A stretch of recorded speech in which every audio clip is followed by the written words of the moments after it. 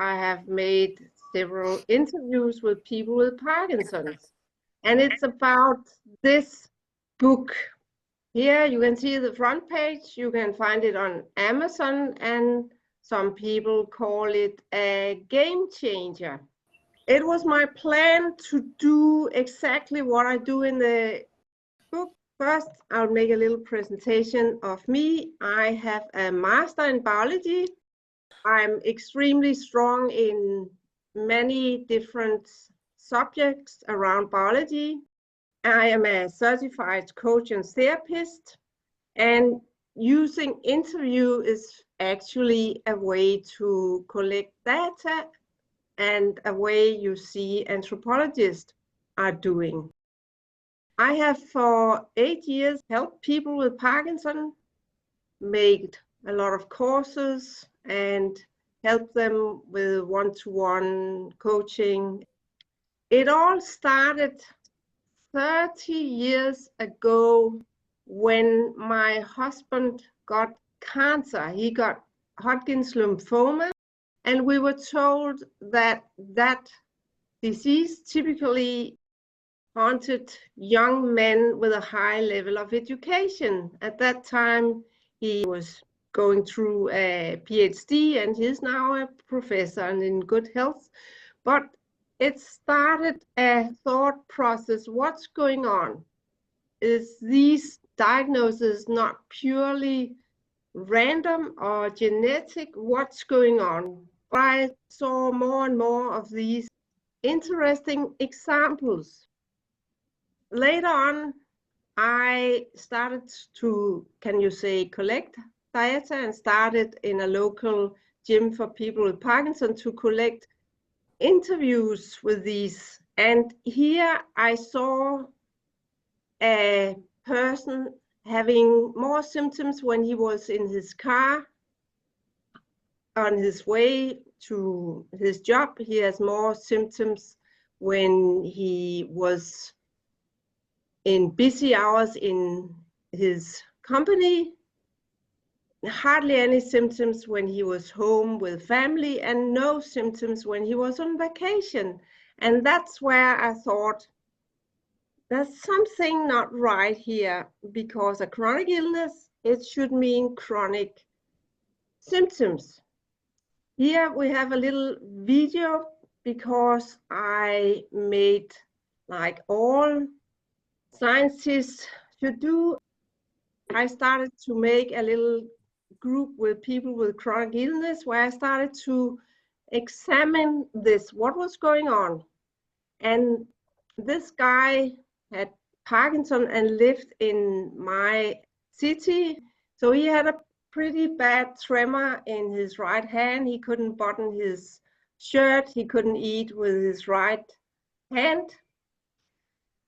But as we start working, it became more and more obvious for him that this tremor was stress related. And as we worked and I did some of the things I have learned about stress reduction, like here you saw more and more often that he could come out of this state of tremor. Not forever, but for minutes and sometimes hours. And the smart thing about Parkinson is that I can see when people go in and out of symptoms. So here we see he again get a little tremor, and then I can ask him, what's going on? What are you thinking of? And he gave me maybe a story about the task he has in his job. And here you can see he became better and better to take his thoughts from a stressful place to a peaceful place. And that caught my interest. And then I started working with people from the idea that instead of focusing on the disease, we focus on the stress and see how far we could come. My storyline here is that I made this mini project where I actually did the same with people with other diseases, chronic illness like sclerosis, and there was a woman with burning mouth syndrome and a war veteran with severe PTSD. And then I thought, what's going on here? And the next 3 years, I spent 10,000 hours altogether on YouTube, reading studies and experimenting myself in the start with this guy you saw here, and later on with more and more people. I wrote my first book based on all my findings. It's unfortunately in Danish, but it helped me to collect all this information and put a theory around what was going on. I started my company. I called my English web page for Hope Shortcut, and I made what I call the Hope course. That is an extract of all the things I found out that could help people. Then in 2022, there was COVID, and I was giving up because I could not find clients. But then I met Gary Sharp, that is in the London area, and we started a collaboration, making courses together. And as he has a pretty severe case of Parkinson, I started to help him as well. And he broke the wall between our two Facebook groups. So a lot of his people started to come to my Facebook group. So now I make courses and I make more books, and one of the book was the one you saw here, and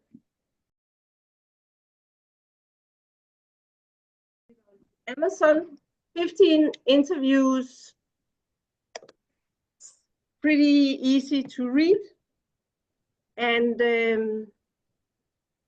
that's where we are now. I've promised myself to make 2 more books about this. It's not that these books are very popular, because it just takes an awful lot of time before we can get this sort of knowledge around the globe. So this is my web page, and under courses and blogs, you can find information of my social media and courses, and you can sign up for my very rare newsletter. Let's instead go directly to my next interview for book number 2. And I have invited one of my participants on my Overcome Parkinson course. Give a short presentation of yourself. My name's Andy. I'm living in the UK, in the east of England. I was diagnosed with Parkinson's in 2022. Been Lillian's course since November, and I'm really getting a lot out of it. Start from the beginning. What did you notice that something was not right? In 2018, I had a slight tremor in my right hand, and this was after going to the gym. After exercising, I just noticed a slight tremor. Then that would completely go for a few days, and then when I went to the gym again, it would recur, and it was kind of an on and off symptom, which gradually developed over time and became more constant and more intense. And then I saw a doctor during COVID in 2022, and they diagnosed me with essential tremor, which is kind of a catch-all phrase, I think, for when they don't know what's wrong with you. And how was it to get a diagnosis like that? Well, it was strange because I didn't agree with the diagnosis, because essential tremor, largely speaking, is a tremor that is an action tremor. So you move and your tremor starts. Whereas a Parkinson's tremor is a resting tremor, and I have a resting tremor. So I wasn't satisfied at all. And in the following year, 2021, I saw a neurologist. She also diagnosed essential tremor with something she called functional overlay. Now, I've no idea what this means. I was kind of baffled by the terminology. Um, and then the following 2022, I sought another neurologist and finally got my diagnosis of Parkinson's in 2022. And how was that to get a diagnosis like that? To begin with, it was a relief because I'd been through so many different suggestions and medications and proposals, none of which worked. So it was a relief to get a diagnosis and to know have some more of an idea what was going on. But of course, it's also a very, very devastating diagnosis to get because it's filled with doom and gloom and horror and connotations of decline and degeneration and all these horrible words which we all hate. And it's very frightening. So what did that doom and gloom do to you? Well, to begin with, I started medication and I felt better, so it was okay to begin with. But after that, as time wore on, I became increasingly anxious, and anxiety was a symptom I'd had before my diagnosis anyway. For a long, long time, I'd had an anxiety disorder. Um, and yeah, it had a very detrimental effect on my mental health, really, the diagnosis. When you were the worst, what what daily problem did you have? Oh, last summer, I was having hyperventilation. I was having terrible wearing off periods from my medication where I would just be in a terrible state. The hyperventilation was the major thing. I was having panic attacks. I was in a terrible way. So what happened? Why did you start to look at alternative solutions? I've done loads of research online. I've spent hours and hours doing research, and I found your website, a link to your website, and I thought this sounds wonderful. Not least of all because it has the word hope in the title, and what we all need is hope, rather than what we're given by our neurologists, which is despair. We need the opposite of that. We need hope. We need to be able to be positive and proactive with our diagnosis. So you joined my courses. Why did you do that? Well, I had an interview with you, and I thought that what you were offering was a much superior alternative to what I was given before. You know, again, it's the idea of hope. It's the idea that stress is a major factor, and I've had a lot of stress in my life, particularly in the last few years. And it rang true for me what you were saying, that this is a stress-related condition. My symptoms are because of stress. I'm trapped in fight or flight or freeze mode, and I need help to recover from this. Well, during the course, have you had some aha moments? I have had aha moments. I've been feeling much more positive generally. I've been able to do things without medication that 6 months ago I couldn't do. Silly things like clean the bath. I can clean the bathtub now. I couldn't do that 6 months ago because I just couldn't physically do it. My hand wouldn't move to clean with a cloth. So it's just little things like that, little details. But the biggest effect, though, is how much more positive I feel. That's the most striking effect. I love the meetings we have. I look forward to them. I love the community, the sense of community that we get from them. It's been excellent, really excellent. So what do you think about this idea that symptoms are so much more stress related than most people think? Well, I'll give you an anecdote about that. Last year, I went to my uncle's funeral, and we were caught in traffic because of road closures and roadworks. And we arrived just in time. And I knew I was going to be towards the front of the church, and it was a packed church. And I shook like a jelly. I was so tremoring all over my body. From my head to my feet, I was tremoring. And I sat down and the tremors just wouldn't go because I felt so exposed by all this congregation all watching me. I thought they were all watching me. The following day at home, took the same amount of medication, no tremor. So it shows that there is a huge stress component in this condition. You have actually persuaded yourself about that Yeah, perspective already. absolutely. I have no doubt. I have no doubt. If I'm stressed, my symptoms go through the roof. And how is your future now? Much more positive. I'm looking forward to a future where I become healthier, where my symptoms decrease. I think that a lot of this is about attitude and mindset. It's about what you believe, what you think is going to be your future. Our minds are so powerful. And if you're negative, you will get worse. If you think in a more realistic and positive way, you can get better. I think it will take a long time. I'm a realist. I mean, it's taken me a long time to get where I am now. So it's going to take me a long time to start seeing improvements. But I'm confident that this will happen. Is there anything you want to tell these guys and people that maybe later on watch the video here? Yeah, I mean, I think that you can achieve, it's so important to lower your stress, and you can achieve this through exercise, meditation, relaxation techniques, yoga, Tai Chi, Qigong, all these things. Strenuous exercise is a good thing.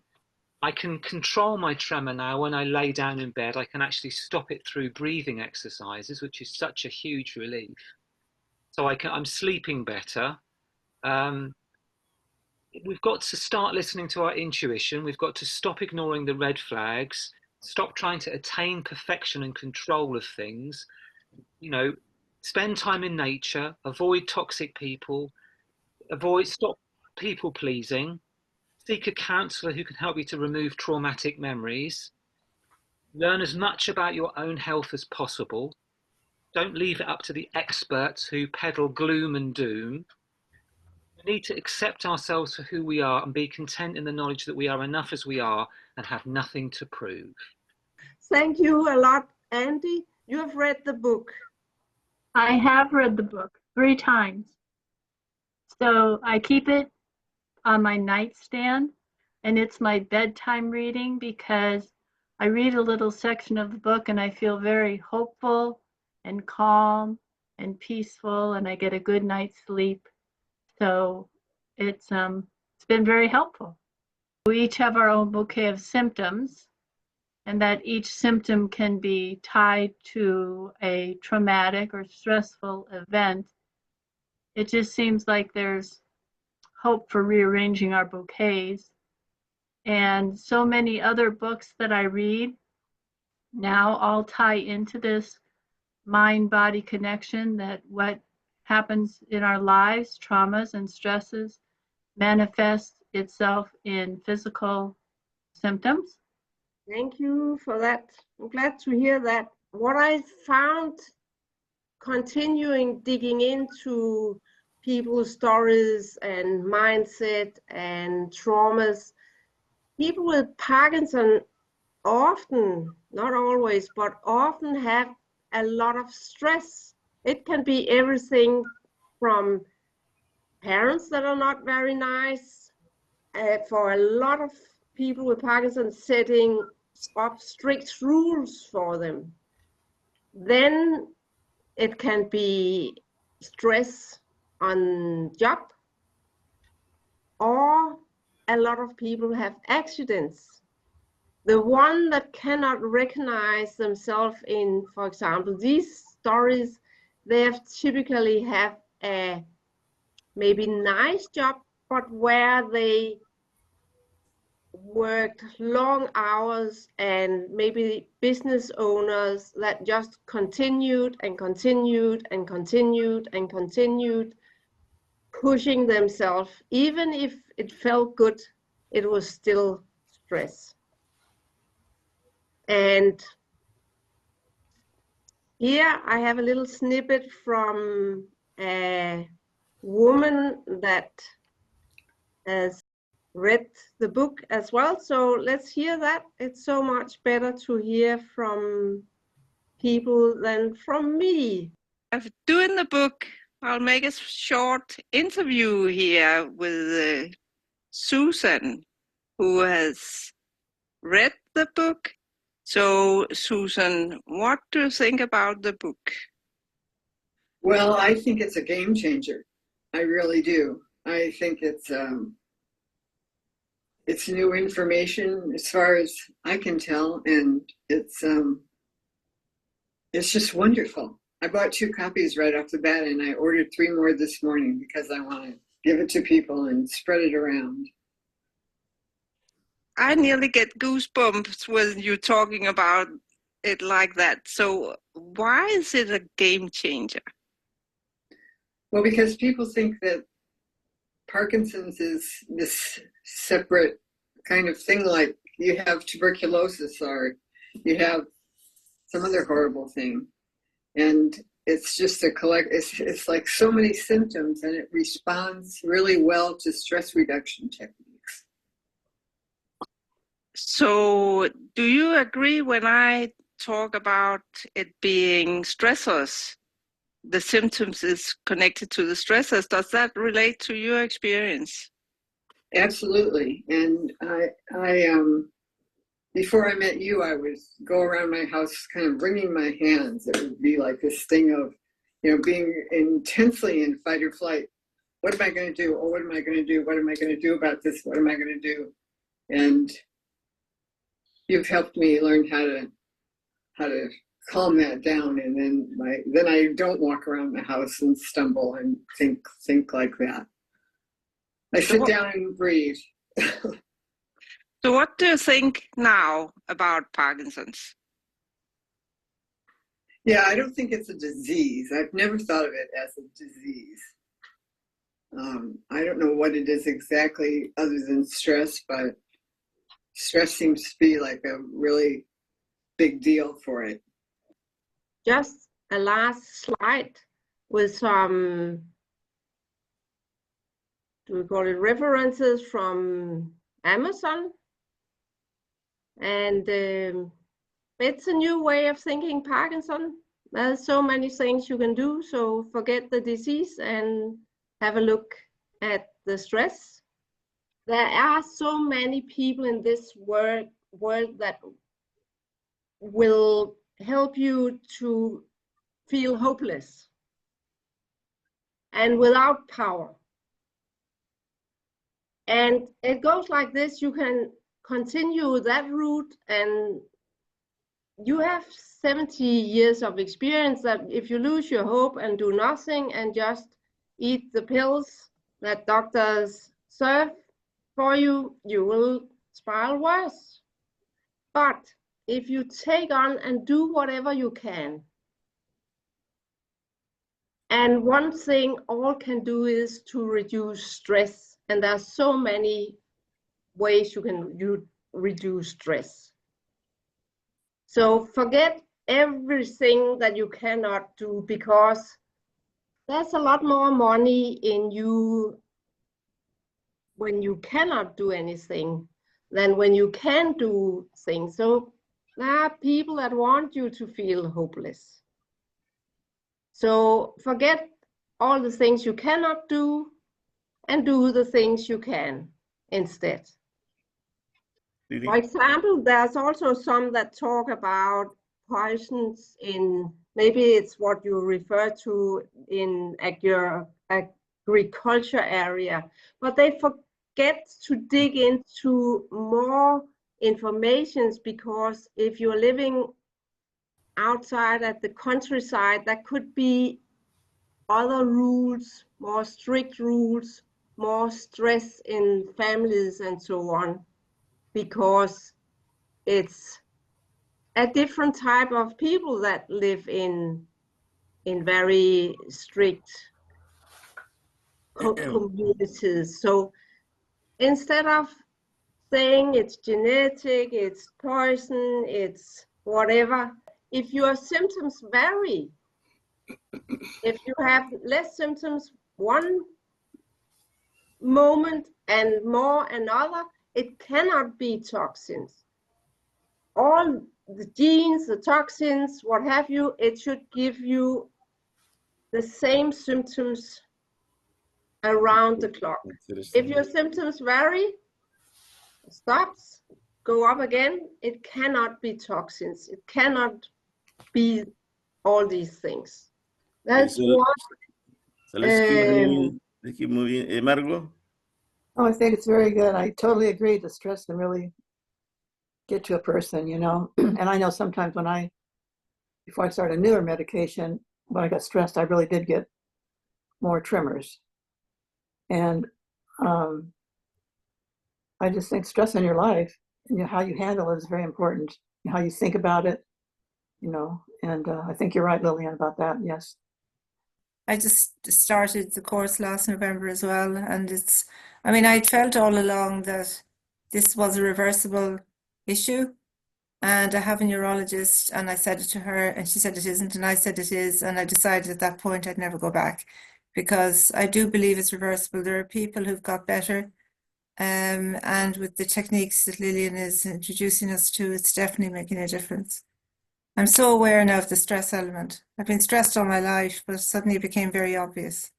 The other big conjecture is that we have plenty of dopamine, but it converts to adrenaline too quickly. And I was talking to my acupuncturist about that the other day, and he said in people with Parkinson's, the chi, or the energy, is hyperactive, excited. And I said, does that go along with too much adrenaline? And he said, definitely. So people doing Qigong need to do exercises to calm the Qi, not to build it up. But it all ties together. Once you start thinking about one aspect, you find other people are talking about the same thing in a different way. You can hear people, they are prepared, they absorb the knowledge that I've sent out for 8 years, and it's so amazing to hear that, to zoom in and rip apart all these small elements so you can see it's not a terrible illness, it's you having this and this many stressors. That's a whole other discussion. So I just want to say, think about the power of your mind. You're capable of much more than you think you are. So I collect knowledge from all the people I've worked with. I'm glad I did. I'm going to buy the book because I like people that are like-minded, and the impact that stress has on my symptoms, and work a lot with breathing and focusing the mind to control the results, which are generally tremors, but sometimes freezing.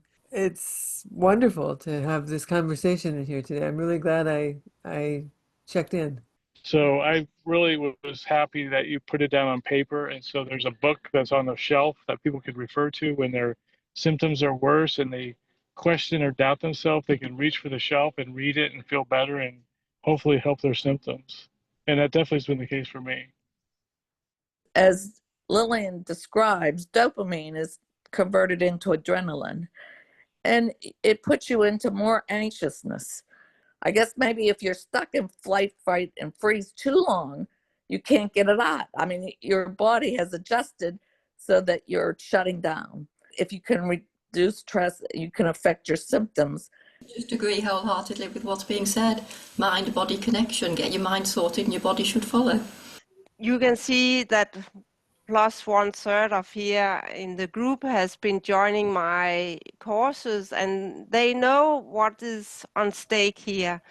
And I also tell them a little about dopamine and what sort of molecule it is. In general, we do not need any extra of these things because dopamine is part of the fight, flight, freeze cycles. So the more dopamine you get, the bigger likelihood that you will end up in fight, flight, and freeze. And freeze in animals and freeze in Parkinson, it's one of the same. I have a community. It's Sundays. It comes with a little fee, but we talk about a ton of different stress, and maybe it's for some of you to join.